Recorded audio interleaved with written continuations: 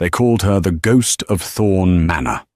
For 3 years, Crystal was the invisible wife of Julian Thorn, New York's most ruthless billionaire. He treated her like a mistake, hiding her away while he paraded his perfect assistant in front of the cameras. But Julian made a fatal calculation. He didn't know who Crystal really was before she put on that wedding ring. Tonight, at the erratic Met Gala of the decade, the invisible wife is about to step into the light. And when she does, Julian won't just regret ignoring her. He'll be begging for her mercy. You are not ready for this twist.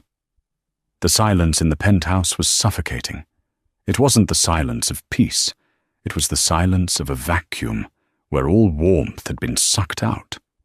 Crystal Vance, legally Crystal Thorn, sat at the edge of the sprawling king-sized bed, her fingers tracing the cold silk of the duvet. The digital clock on the bedside table read 2:42 a.m. He wasn't coming home. Again. To the outside world, Julian Thorn was the titan of tech, the man who had revolutionized renewable energy infrastructure with Thorn Dynamics. He was the face on the cover of Forbes, the man every woman in Manhattan wanted, and every man wanted to be. But to Crystal, he was just a ghost who occasionally stopped by to change suits. She stood up, walking toward the floor-to-ceiling windows overlooking Central Park. Her reflection in the glass looked tired. At 26, she should have been vibrant. Instead, she wore beige cardigans and tied her hair back in a severe, sensible bun, just the way Julian liked it. "Don't draw attention to yourself, Elle," he had told her on their wedding day. It wasn't a request, it was an order. "My life is complicated enough. I need peace at home, not a spectacle." So she became peace. She became nothing. Her phone buzzed on the nightstand. It was a text from Julian, heading straight to the office. "Have the housekeeper send a fresh suit. The Sterling Gala is tonight. Be ready by 7:15 p.m. Wear the grey dress." Crystal stared at the screen. No. "Good morning." No. "Sorry I missed dinner." Just orders. The Sterling Gala. It was the event of the season, hosted by Marcus Sterling, the elusive British investor whose approval Julian desperately needed for his new venture, Project Aurora. If Julian secured Sterling's backing, he would become a trillionaire. If he failed, Thorn Dynamics might collapse under its own debt. "The grey dress," she whispered, a bitter smile touching her lips. It was a shapeless, dull thing he had bought her 2 years ago. It made her look like a governess, easily blending into the wallpaper. That was the point. Julian wanted a prop, not a partner. She walked into her walk-in closet, pushing past the rows of beige and grey Julian insisted she wear. Her hand landed on a hidden panel at the back of the closet. She pressed it, and a small false wall clicked open. Inside, the lighting was different, warmer. Hanging there was a collection of sketches, fabric swatches, and a single breathtaking garment protected by a garment bag. It was a dress of midnight blue velvet and silver threading, designed with a structural complexity that defied gravity. It was a masterpiece. It was hers. Not Crystal the housewife. But Evie Julian didn't know. The world didn't know. The mysterious designer E.V., who had been anonymously consulting for the biggest fashion houses in Paris and Milan for the last 5 years. That was Crystal. She had kept her identity secret to avoid embarrassing Julian, to keep the peace he cherished so much. She touched the velvet. 3 years, Julian, she whispered to the empty room. I gave you 3 years of silence. I gave you my light so you could shine. She thought about the text message again. Wear the grey dress. For the first time in their marriage, a spark of rebellion ignited in her chest. It wasn't a flicker. It was a wildfire. Tonight wasn't just a party. Marcus Sterling was known for appreciating bold visionaries. If Julian wanted to secure the deal of a lifetime, he needed a wife who matched his power, not a mouse who hid in his shadow. But more than that, Crystal was tired of being invisible. She pulled the midnight blue dress out of the hidden compartment. "Not tonight, Julian," she said, her voice trembling but firm. "Tonight, the grey dress stays in the closet." The limousine idled outside the penthouse building at 6:55 p.m. sharp. Julian Thorne sat in the back seat, tapping furiously on his tablet. He was a strikingly handsome man, with a jawline that could cut glass, and eyes the colour of ice. But his face was marred by a permanent scowl of stress. "Where is she?" he snapped, not looking up. Sophia Laurent, his vice president of public relations, sat across from him.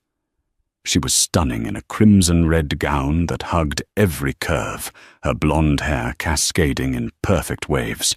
She looked more like his wife than Crystal ever did. "I'm sure she's coming, Julian," Sophia purred, checking her diamond-encrusted watch. "You know how Crystal is. She probably struggled to find shoes that match that quaint grey dress." Julian sighed, finally locking the tablet. "I don't have time for this. Sterling is going to be there at 7:30. I need to catch him before the dinner service starts." "You should have just taken me as your +1, Sophia said, leaning forward, her hand brushing his knee. "I know the Sterling portfolio inside out. Crystal doesn't even know who Marcus Sterling is." "She's my wife, Sophia. It's about optics. The family man image plays well with the British investors." Julian checked his watch again. 6:58 p.m. The door to the building opened. Julian glanced out the window, expecting to see the drab grey figure of his wife scuttling toward the car. He froze. The doorman was holding the door open for a woman, but for a split second, Julian didn't recognize her. She was wearing midnight blue. The dress was architectural, with a high neck that plunged into a daring V-back, the fabric shimmering like a starless night sky. It was cinched at the waist with a belt of crushed diamonds. Her hair, usually trapped in a bun, was loose, falling in dark, glossy waves around her shoulders. Her makeup was sharp, a bold red lip and winged eyeliner that made her brown eyes look dangerous. It was Crystal. Sophia gasped, her hand flying to her mouth. "What on earth is she wearing?" Julian's jaw tightened. He rolled down the window as Crystal approached the car. She moved with a grace he hadn't seen in years, her head held high. The paparazzi stationed outside the building, usually uninterested in the boring Mrs. Thorne, suddenly began snapping photos frantically. Flash, flash, flash. Crystal slid into the car, bringing with her a scent of jasmine and oud, not the baby powder scent she usually wore. "You're late," Julian said, his voice cold. He didn't compliment her. He didn't look at her with desire. He looked at her with annoyance. "And what is that? I told you the grey dress." Crystal smoothed the velvet over her lap, meeting his gaze evenly. The grey dress had a stain. This was the only alternative. "A stain?" Sophia scoffed, eyeing the expensive fabric of Crystal's gown with jealous scrutiny. "That looks like a bespoke piece, Crystal. Did you blow the monthly household budget on a rental?" "It's not a rental," Crystal said softly.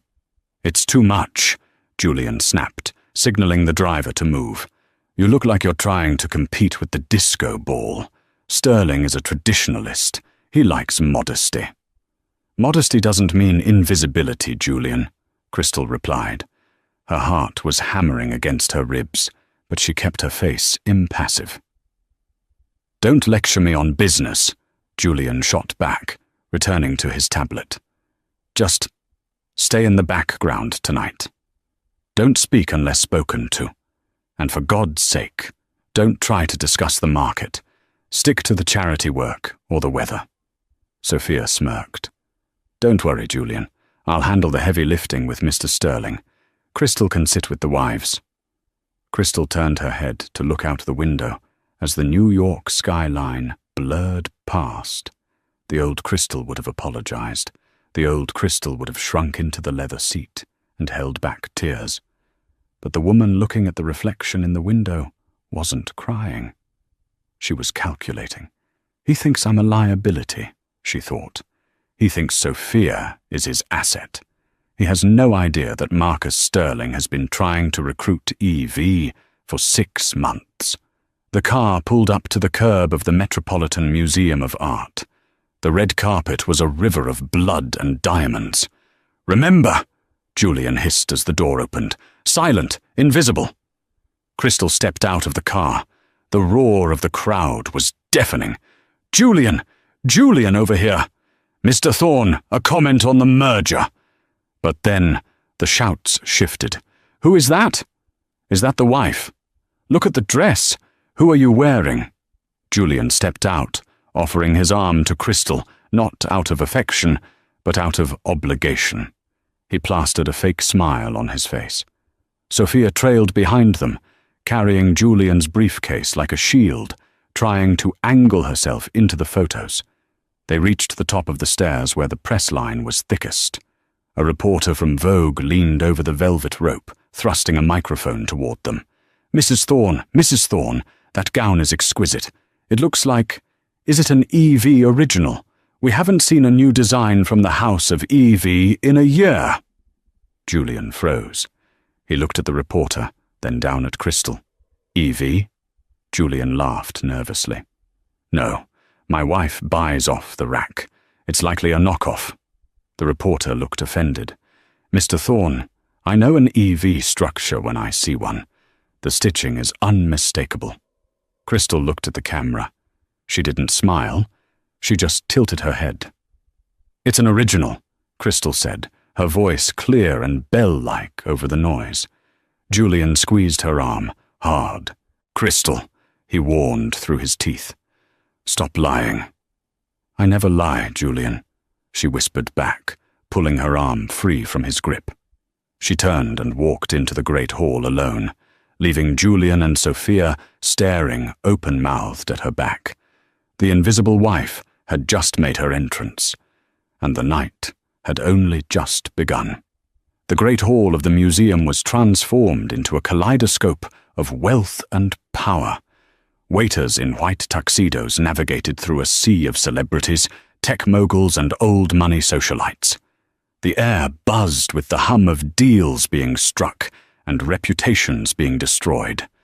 Julian caught up to Crystal near the Temple of Dender exhibit. He grabbed her elbow, his fingers digging into her skin, pulling her into the shadow of an ancient sandstone column. "What do you think you're doing?" Julian hissed, his voice low and dangerous. "Walking off like that? Making up stories about designer dresses? You are testing my patience, Crystal." Crystal looked down at his hand on her arm, then up at his face.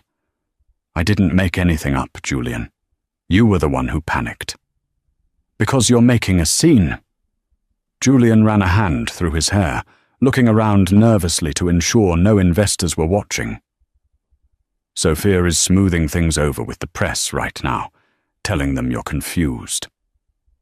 Now listen to me. I see Marcus Sterling over by the Champagne Tower. I'm going to go talk to him. You will stay here. You will not speak to anyone. You will grab a sparkling water, hold it, and look pleasant. Do you understand?" "I'm not a child, Julian," Crystal said, her voice steady. "Then stop acting like one," he spat. He straightened his tie, checked his reflection in a glass display case, and strode away, seamlessly transitioning from an angry husband to the charming CEO of Thorne Dynamics. Crystal watched him go. She saw Sophia intercept him, handing him a glass of scotch, whispering something in his ear that made him smirk. They looked like the power couple. They looked like they belonged. For a moment, Crystal felt the old urge to flee, to run back to the penthouse, strip off the dress, and hide under the covers. But then she caught her reflection in the glass of the exhibit. She didn't see the sad, grey housewife. She saw Evie, the woman who commanded respect from the head of Chanel. The woman whose sketches were framed in studios in Milan. No, she told herself. Tonight I play my own game. She didn't stay in the shadows. She walked toward the bar, the midnight blue velvet swirling around her legs like liquid smoke. Heads turned. Whispers followed her. Is that Julian Thorne's wife? I thought she was homelier. That dress is incredible. She ordered a glass of champagne, not sparkling water, and turned to face the room. That's when she saw him. Marcus Sterling. He was older, perhaps in his late 50s, with silver hair and a posture that screamed aristocracy. He wasn't surrounded by an entourage. He was standing alone near a sculpture, examining it with a bored expression. Julian was currently pinned down by a B-list actress 3 tables away, unable to reach him. This was her chance. Not to help Julian, but to test herself. Crystal took a breath and walked straight up to the billionaire investor. The lighting does it a disservice, don't you think? Crystal said softly, standing beside him. Marcus Sterling didn't look at her immediately. He kept his eyes on the sculpture, a modernist bronze piece. I beg your pardon? The sculpture, Crystal gestured with her glass. It's a Giacometti. It's meant to evoke the fragility of the human condition, the isolation, but they've blasted it with warm uplighting. It makes it look cozy. It kills the tragedy. Sterling slowly turned his head. His steel grey eyes assessed her, travelling from her face to the hem of her gown and back up. His expression shifted from boredom to intrigue. You have a keen eye, Sterling said, his British accent crisp. Most people just see a thin bronze stick figure. I'm Marcus Sterling. I know. Crystal smiled, extending a hand. Crystal. She didn't say, Crystal Thorne. She wanted to be seen as herself first. Crystal, Sterling repeated, taking her hand. He held it a second longer than necessary, his thumb brushing the fabric of her sleeve. And this dress? Forgive me for being forward, but the construction is familiar. The shoulder structuring. Is this an EV? Crystal's heart skipped a beat. She sipped her champagne to hide her smile. You know fashion, Mr. Sterling. I know business, Sterling corrected, turning fully toward her. And I know art. Evie is the only designer in the last decade who understands that fashion is engineering. I've been trying to get a meeting with her, or him, for months. My private equity firm wants to acquire the brand, but the designer is a ghost. Maybe the designer prefers the work to speak for itself, Crystal suggested. Perhaps, Sterling chuckled. But in my experience, people hide for 2 reasons, fear or leverage. Which do you think it is? Maybe a 3rd reason, Crystal said, locking eyes with him. Maybe she's waiting for the right partner who understands that you can't mass-produce a soul. Sterling's eyebrows shot up. He looked at her with genuine respect. That is a profound insight. Are you in the industry, Crystal? Before she could answer, a hand clamped down on her shoulder. Heavy, possessive. There you are, Julian's voice boomed, fake joviality barely masking his fury. Mr. Sterling, I see you've met my wife. I hope she hasn't been boring you with domestic chatter. Julian stepped between them, effectively blocking Crystal from Sterling's view. Sophia appeared at Julian's flank, smiling tightly. Not at all, Sterling said, his tone cooling instantly. We were discussing art. Your wife has a remarkable perspective on Giacometti. Julian laughed, a dismissive barking sound. Art? Crystal? She barely knows the difference between a Picasso and a finger painting. You must be mistaken, Marcus. She spends her time gardening. Crystal felt the humiliation burn her cheeks, but she didn't look down. She looked at Sterling. Sterling didn't laugh. He stared at Julian with a look of distaste. Is that so? Absolutely, Julian continued, oblivious to the temperature drop.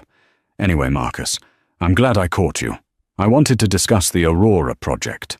I know you had some reservations about the battery longevity, but my team has run the numbers. Mr. Thorne, Sterling interrupted, raising a hand.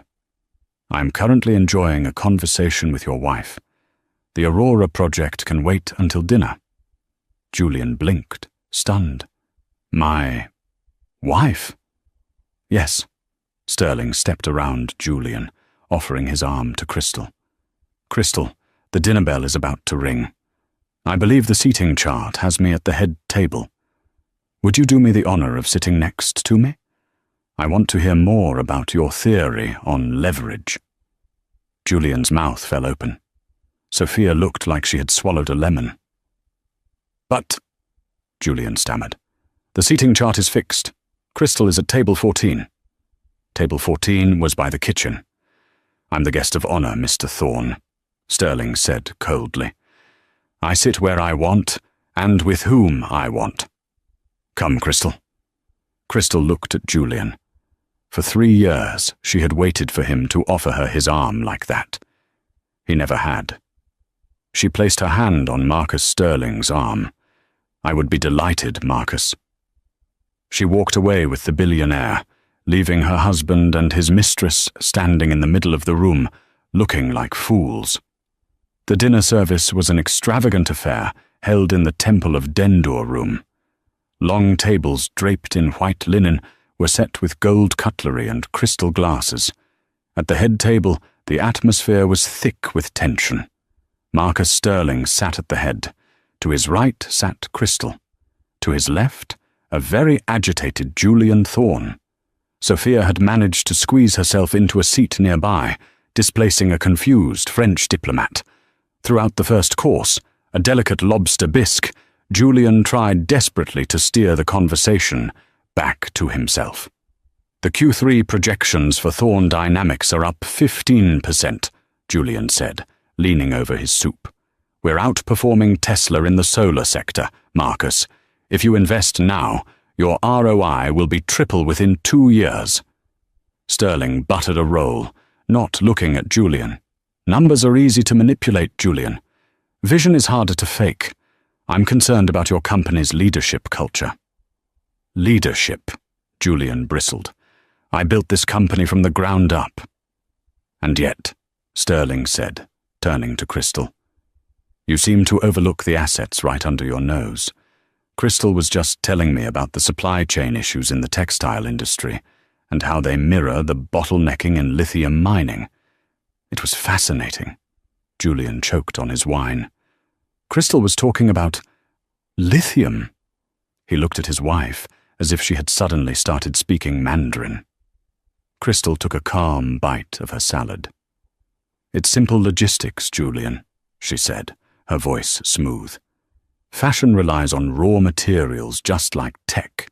When the silk yield in Guizhou dropped last year due to the drought, the market shifted to synthetic blends. Similarly, when the cobalt mines in Congo face political instability, your battery production halts. Diversification is the only safety net. The table went silent. Even Sophia stopped texting under the table. Julian stared at her. Where did you read that? Did you memorize a Wikipedia page before coming here? No, Julian, Crystal said. I read your reports, the ones you leave on the nightstand, the ones you say are too complicated for my pretty little head. Sophia let out a high-pitched, nervous laugh. Oh, isn't that cute? She's trying to play CEO. Julian, honey, maybe we should get Crystal a dessert wine. She seems a bit confused. Sterling set his knife down. The sound clattered against the china, silencing the immediate area. Miss Laurent, Sterling said, addressing Sophia without warmth. "I do not find intelligence cute. I find it essential. And frankly, Mrs. Thorne has shown more business acumen in 20 minutes than you or Julian have shown all evening." Julian's face turned purple. "Now look here, Sterling. You can't speak to my VP like that. And you certainly don't know my wife. She's a housewife. She has no career, no ambition. She's a dependent." "Is that so?" Sterling wiped his mouth with a napkin. He stood up. The room quieted down. When Marcus Sterling stood, people listened. He picked up a spoon and tapped his champagne glass. Ting, ting, ting. The chatter in the massive hall died down. 600 eyes turned to the head table. "Ladies and gentlemen," Sterling announced, his voice projecting without a microphone. "Thank you for welcoming me to New York. Tonight has been full of surprises." Julian smirked, straightening his jacket. He thought Sterling was about to announce the partnership with Thorne Dynamics. He reached for Sophia's hand under the table. "I came here tonight," Sterling continued, "looking for two things: the next great investment in energy and a ghost." The crowd murmured. For months, the fashion world has been hunting for the identity of the designer known as EV. Sterling said, "A designer who has anonymously revitalized 3 major European heritage brands in the last year alone. A designer whose work is currently projected to be worth over $100 million in intellectual property." Julian frowned. Why is he talking about clothes? "I told my board I wouldn't leave New York until I found EV, Sterling said. He looked down at Julian, a cruel smile playing on his lips. And imagine my surprise when I found her sitting at my dinner table, ignored by the very man who swore to cherish her. Julian froze. His blood ran cold. He looked at Crystal. Crystal remained seated, her posture regal. She didn't look at Julian. She looked at the crowd. "Mr. Thorne told me his wife was invisible," Sterling boomed. "He told me she had no talent. But the dress she is wearing tonight, the Midnight Architect design, is the signature piece of EV's unreleased collection." Sterling turned to Crystal and extended his hand. "Mrs. Thorne, or should I say, EV." The silence was absolute. You could hear a pin drop. Crystal stood up. She looked at Julian, whose face was a mask of pure shock and horror. She looked at Sophia, whose mouth was hanging open. "Thank you, Marcus," Crystal said, her voice amplified by the acoustics of the room. "But please, just Crystal is fine. Evil was just a way to survive." The room erupted. Flashbulbs went off like a supernova. Reporters were shouting, "It's her! She's the designer! The billionaire's wife is the secret genius!" Julian sat there, paralyzed. His mind was racing. Evie? The designer everyone talks about? The one making millions? My wife?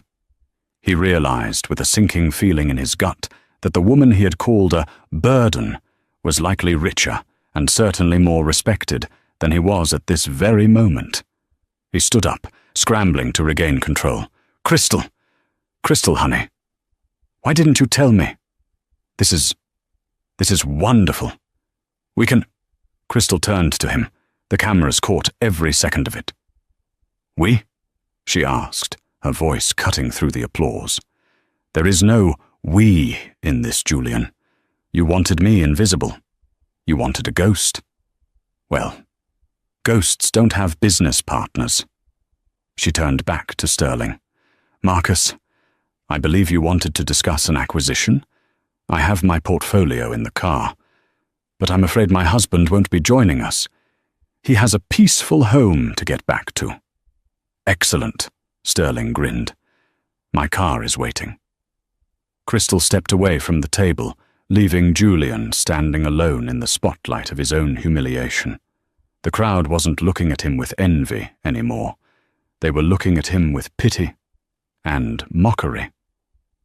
As Crystal walked away, the midnight blue dress trailing behind her, Julian realized the night wasn't just a disaster. It was the beginning of the end. But the story wasn't over. Julian Thorne was a shark, and sharks bite when they bleed. The ride back to the penthouse for Julian and Sophia was a descent into hell. Julian didn't speak. He sat in the darkness of the limousine, staring at his phone, watching the stock price of Thorne Dynamics wobble in the aftermarket trading. The hashtags Roger Crystal Thorne and Osto EVR revealed were trending worldwide, eclipsing the Thorne Dynamics launch completely. Sophia, sensing the shift in power, tried to salvage her position. Julian, it's just a PR stunt. She's bluffing. Even if she is this designer, she's still your wife. Under New York law, marital assets are shared. If her brand is worth millions, half of that is yours.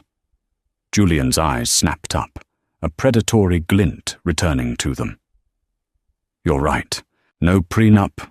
He laughed, a cold, humorless sound. She thought she could humiliate me. She just handed me a golden parachute. If Sterling buys her brand, he's paying me. When they arrived at the penthouse, the place was already different. The lights were on, all of them. Julian stormed in, ready to dictate terms. Crystal, get out here. But Crystal wasn't cowering in the bedroom. She was in the living room, standing amidst a sea of cardboard boxes. She wasn't packing her clothes. She was packing books, documents, and the small personal items that made the house a home. She was wearing jeans and a simple white t-shirt, the midnight blue gown carefully hung in a garment bag near the door. She looked younger, lighter. You're back early, Crystal said calmly, taping a box shut. Did Sterling kick you out? Don't get cute with me, Julian snarled, kicking a box aside. You think you're clever? Walking out like that? Do you have any idea how much damage you caused my reputation tonight? I didn't damage your reputation, Julian. I just stopped propping it up, Crystal replied, picking up a stack of files. Sophia stepped forward, crossing her arms. You're making a mistake, Crystal. Julian is going to sue you for everything. Abandonment of the marriage, emotional distress, and half your little fashion empire, Julian added, stepping into her personal space. We're married, Elle. Everything you built in that closet, it's mine too. You want a divorce? Fine. But I'm taking 50% of EV, and I'm selling it to the lowest bidder just to spite you. Crystal stopped moving. She looked at Julian with a mixture of pity and amusement. I expected you to say that, she said softly. You always were predictable when it came to money. But you forgot one thing, Julian. What's that? I didn't start EV after we got married, she said, pulling a thick legal document from her bag. She tossed it onto the glass coffee table. I started it 6 months before the wedding. And this? This is the intellectual property deed. It's held in a blind trust in the Cayman Islands. Under my maiden name, you have no claim to it. Not a cent. Julian grabbed the document, his hand shaking as he scanned the legalese. It was watertight. You planned this, he whispered, looking at her with genuine fear for the first time. You knew? I didn't plan to leave you, Julian. Not at first, Crystal said, her voice trembling slightly. I kept the money separate because I wanted to surprise you. I wanted to use it to help you pay off the debt for Project Aurora. I was going to give it all to you on our anniversary next month. The silence in the room was deafening. Julian looked as if he had been punched in the gut. He had been chasing Marcus Sterling for funding, ignoring the wife who was sitting on a fortune she intended to gift him. But then, Crystal continued, her eyes hardening, you brought her into our home. She gestured to Sophia. You treated me like a servant. You told me I was invisible. So I decided to disappear. "Crystal, wait," Julian stammered, reaching for her hand. The reality of his loss was crashing down. It wasn't just the money. It was the realization that he had thrown away the only person who actually cared about him. "We can fix this. I can fire Sophia, right now. Sophia, get out!" Sophia gasped. "Excuse me?" "You heard him," Crystal said, picking up her bag. "But it doesn't matter. I'm not leaving because of Sophia. I'm leaving because of you, Julian. You're empty, and I'm done pouring myself into a black hole." She walked to the door, the doorman already waiting to take her boxes. "You walk out that door, Crystal, and I will destroy you," Julian screamed, his desperation turning back into rage. "I will bury you in lawsuits. I'll tell the press you're mentally unstable. You'll never sell another dress in this town." Crystal paused at the elevator. She turned back one last time. "Watch me," she said. The doors closed. The next 3 months were a bloodbath, played out on the front pages of the New York Post and the Wall Street Journal. Julian made good on his threat. He hired the most aggressive divorce attorneys in Manhattan. He couldn't touch the EV money directly, so he attacked her character. He leaked stories claiming Crystal was neglectful, that she had married him for his connections, that she was unstable. "The crazy seamstress. Billionaire claims wife, hallucinated career," read one headline. He sued her for corporate espionage, claiming she had stolen Thorne Dynamics trade secrets to fund her business, a baseless lie meant to freeze her assets while the courts investigated. For weeks, Crystal's bank accounts were frozen. She couldn't access her EV funds. She was living in a hotel room paid for by Marcus Sterling, who had become her mentor and business partner. "He's trying to bleed you dry," Sterling told her one afternoon in his office overlooking Central Park. "He knows he can't win the case, but he wants to bankrupt you with legal fees before you can launch your spring collection." Crystal looked at the prototypes of her new line. They were bold, aggressive, reds and blacks, sharp angles. It was war paint. "He wants a fight," Crystal said, staring at the fabric. "I'm going to give him a war." While Julian was fighting in the tabloids, Crystal fought in the boardroom. She knew Thorne Dynamics better than Julian thought. She knew that Project Aurora, his flagship renewable energy initiative, was failing. The batteries were overheating. The tech was flawed. Julian had been covering it up to keep the stock price high. Crystal didn't go to the press. She went to the SEC, Securities and Exchange Commission. She submitted an anonymous whistleblower report detailing the falsified safety data she had seen Julian hide in his home safe. 2 days before Crystal's debut fashion show at New York Fashion Week, the news broke. FBI raids Thorne Dynamics. CEO Julian Thorne under investigation for fraud. The stock plummeted. Thorne Dynamics lost 40% of its value in 6 hours. Julian was in his office when the agents walked in. He watched his empire crumbling on the TV screens. Sophia had already resigned that morning, seeing the ship sinking. She had even given a quote to TMZ calling Julian a tyrant. But Julian wasn't done. He was cornered, and that made him dangerous. He bailed himself out within hours and made one final desperate move. He knew Crystal's fashion show was taking place at the Brooklyn Navy Yard that night. He knew Marcus Sterling had invited the top investors from around the world.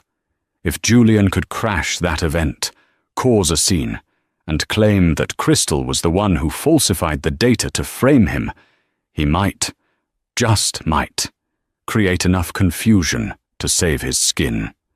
He grabbed his coat and headed for the Navy Yard. He wasn't going as a CEO. He was going as a husband scorned. The Dougal greenhouse at the Brooklyn Navy Yard was vibrating. It wasn't just the bass from the sound system, which thumped against the chest like a second heartbeat. It was the sheer, electric anticipation hanging in the air. This wasn't just a fashion show. It was a coronation. Inside the massive industrial space, The elite of the world had gathered. The lighting was dim, bathed in deep, bruised purples and violently bright whites. The runway was a jagged strip of black glass that looked like an oil slick cutting through the room. In the front row, Marcus Sterling sat next to the editor-in-chief of Vogue, his face a mask of proud anticipation. Behind them, a sea of A-list celebrities, tech investors, and hungry influencers held their phones aloft, ready to live-stream the debut of EV's Resurrection collection to millions.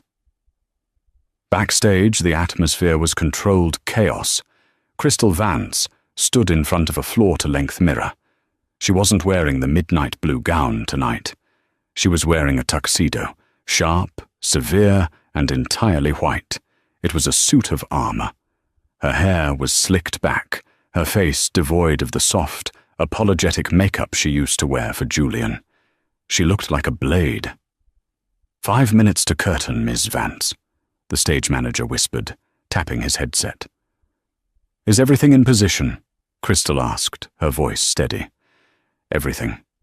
The lighting cues, the sound mix, and security at the south entrance has been relaxed, just as you ordered. Crystal nodded. She looked at her reflection one last time. She didn't see the heartbroken wife anymore. She saw the executioner. Let him in, she whispered. Outside, the wind off the East River was biting, but Julian Thorne didn't feel the cold. He was burning up. Sweat matted his expensive dress shirt to his back. His tie was gone.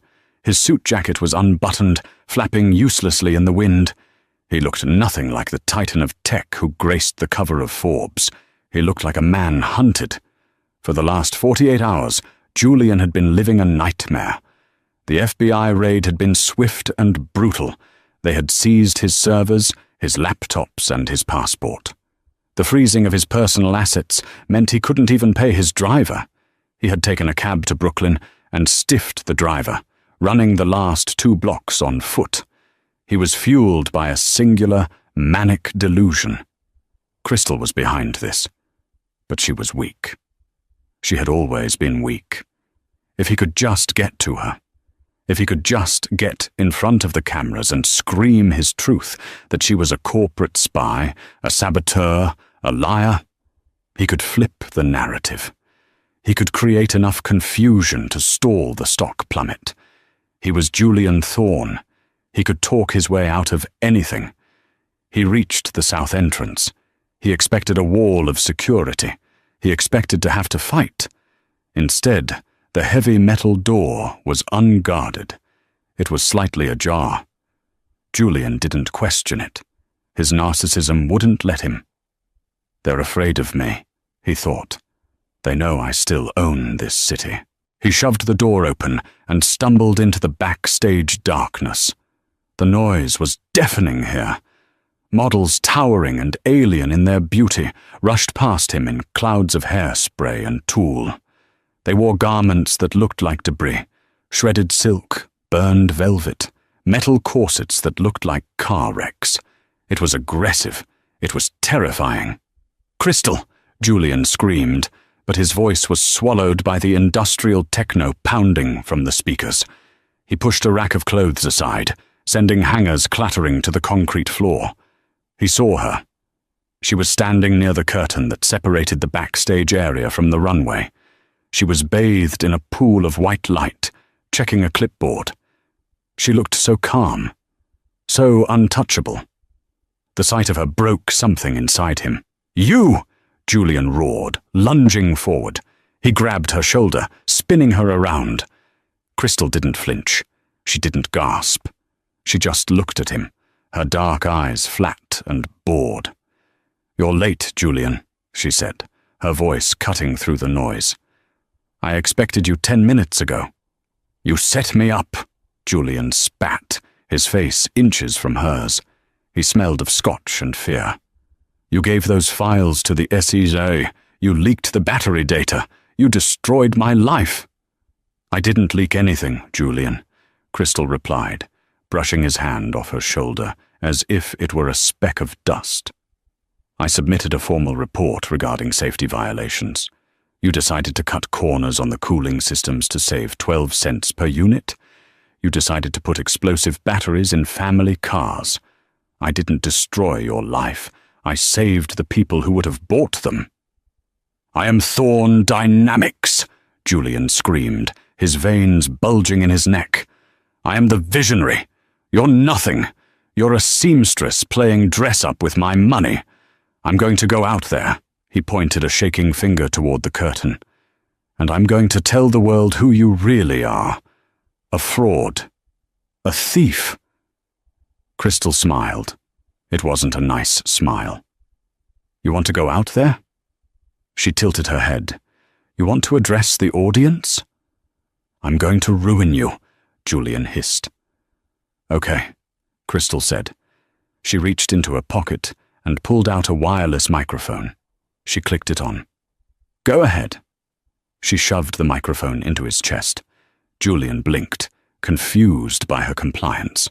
He grabbed the mic. This was it. His moment. He would charm them. He would destroy her. Watch me, he sneered.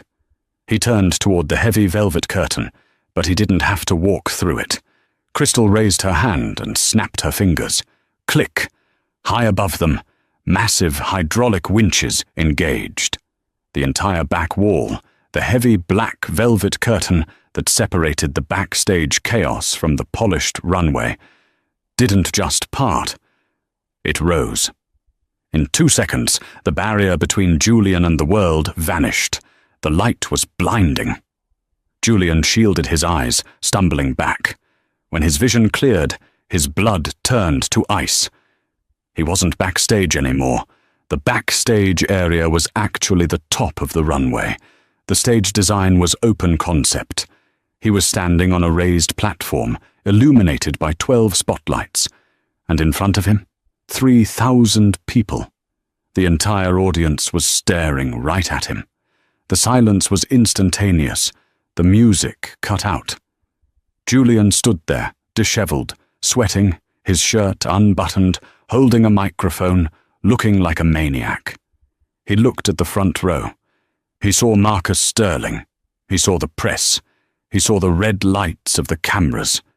Ladies and gentlemen, Crystal's voice boomed over the main PA system. She wasn't holding a mic. She was wearing a headset. She stepped out from the shadows, standing next to Julian, pristine in her white tuxedo.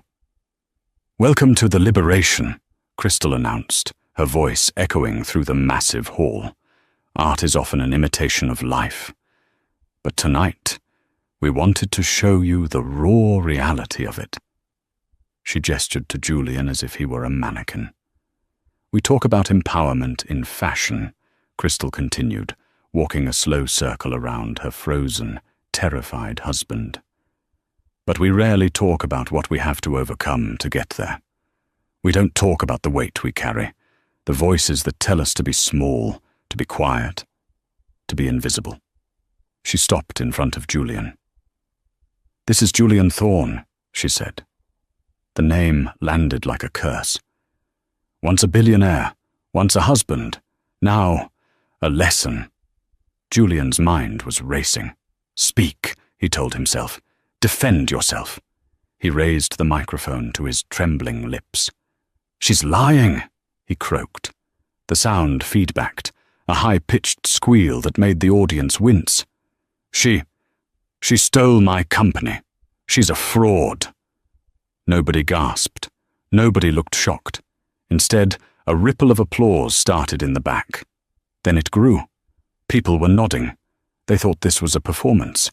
They thought Julian was an actor, hired to play the role of the desperate, patriarchal villain crumbling before the powerful woman. Bravo! Someone shouted from the second row. No! Julian screamed, panic setting in. I'm not acting. I'm Julian Thorn. Listen to me. They are listening, Julian, Crystal said softly, leaning in close so only he could hear. They're listening to a man who has lost everything because he was too arrogant to see the cliff he was driving off. Crystal turned to the DJ booth high above. She nodded. The music kicked back in. Not techno this time, but a soaring, operatic aria. "And now," Crystal shouted, "the finale." She pointed to the far end of the runway. The main doors of the greenhouse opened. Blue and red lights flashed against the night sky. 4 figures walked onto the runway. They weren't models. They were wearing windbreakers with 3 letters emblazoned on the back in yellow. FBI. The audience went wild. They stood up, cheering. They thought it was the most realistic, avant-garde fashion statement of the decade. The commentary on white-collar crime. The realism. Genius.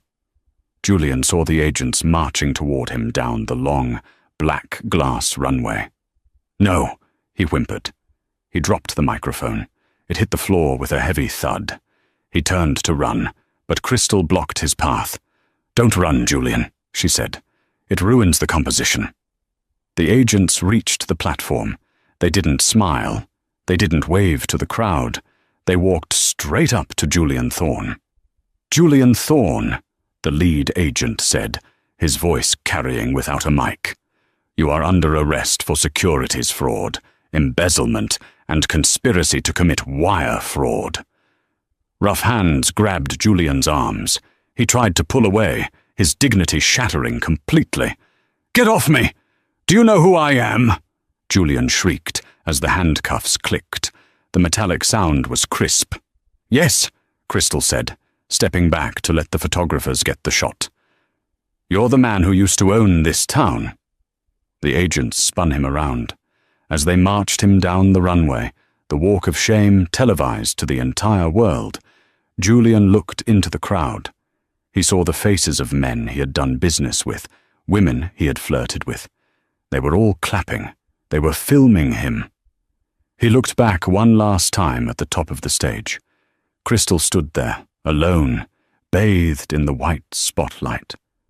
She wasn't looking at him. She was looking up, her arms raised to accept the ovation. She looked like a phoenix rising from the ashes of his life. As he was shoved into the back of a squad car outside, the last thing Julian heard was the roar of the crowd chanting her name. "Evie! Evie! Evie!" 6 months later, the office was quiet. It was the penthouse suite of the building formerly known as Thorne Tower. The sign out front had been changed 3 weeks ago. It now read, Vance Global. Crystal sat behind the massive oak desk that used to be Julian's. The room had been remodeled. The cold, sterile steel and glass were gone, replaced by warm woods, soft velvets, and art that actually meant something. She signed the final page of a thick stack of documents and capped her pen. "It's done?" Marcus Sterling asked. He was sitting on the sofa, sipping an espresso. "It's done," Crystal said, sliding the folder across the desk. "The acquisition is finalized. I officially own 100% of Thorne Dynamics assets, patents, and real estate." "And the liabilities?" "Liquidated," Crystal said. "We sold off the bad battery tech to a recycling firm. We're pivoting the entire infrastructure to the new sustainable textile weaves I developed. We're turning his battery factories into loom mills." Marcus smiled. Poetic justice, turning a toxic empire into something that creates beauty. "It's not just beauty, Marcus. It's structure. It's strength," Crystal corrected. She stood up and walked to the window. The view of Manhattan was breathtaking. It was the same view Julian had looked at every day, but he had never really seen it. He had only seen what he could take from it. "Have you heard from him?" Marcus asked quietly. Crystal didn't turn around. "His lawyer called yesterday. Julian is trying to cut a deal. He offered to give up his offshore accounts if I wrote a letter of leniency to the judge." "And?" "I told the lawyer that I don't write fiction," Crystal said. She touched the glass of the window. Somewhere, in a federal holding facility in upstate New York, Julian was sitting in a grey cell, wearing a grey jumpsuit. The irony wasn't lost on her. He had forced her to wear grey for 3 years to make her invisible. Now, grey was the only colour he would see for the next 15 years. She turned back to the room, to her company, to her life. He ignored me when I was standing right beside him, Crystal said, a small, satisfied smile playing on her lips. I think it's only fair that I ignore him now. She picked up a sketch pad. She had a new collection to design. She was thinking of calling it The Matriarch. "Ready for the board meeting, Miss Vance?" Marcus asked, standing up. Crystal Vance, the invisible wife who became the billionaire queen, straightened her blazer. "I've never been more ready," she said. She walked out of the office, leaving the ghost of Julian Thorne behind in the dark, where he belonged. Talk about a power move, from being forced to wear drab grey clothes to owning the entire skyscraper. Crystal Vance just gave a masterclass in revenge. Julian Thorne thought his wife was a background character, but he forgot that the person in the background sees everything. It really makes you wonder, how many people are being underestimated right now, just waiting for their moment to take over the runway? What do you guys think? Was Crystal's performance art trap too cruel? Or did Julian get exactly what he deserved for his arrogance? I want to hear your theories.